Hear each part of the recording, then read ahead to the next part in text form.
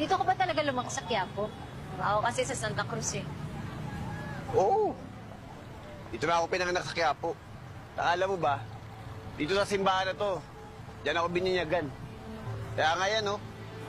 Jesus Nazareno ang pinangalan sa akin. Jesus Nazareno? Ay naku, akala ko pa naman tanggol yung tunay mong pangalan. Bakit naman lahat ng tao tinatawag sa'yo tanggol? Eh, hindi ko nga alam eh. Basta, yun ang tawag sa akin doon sa lugar namin. Siguro dahil lagi ko sila pinagtatanggol. Batang Quiapo ka nga talaga. Alam mo, balita ako, napaka-milagroso ng simbahan na to. Totoo. Alam mo ba kaya napakarami na nagdadasal dyan sa kanamamanata? Kasi lahat na pinagdadasal namin, lahat natutupad. Oh, bakit di mo pinagdasal na maging mabait ka? Eh siguro, nung kabataan ko kasi talagang may pagkamakasal.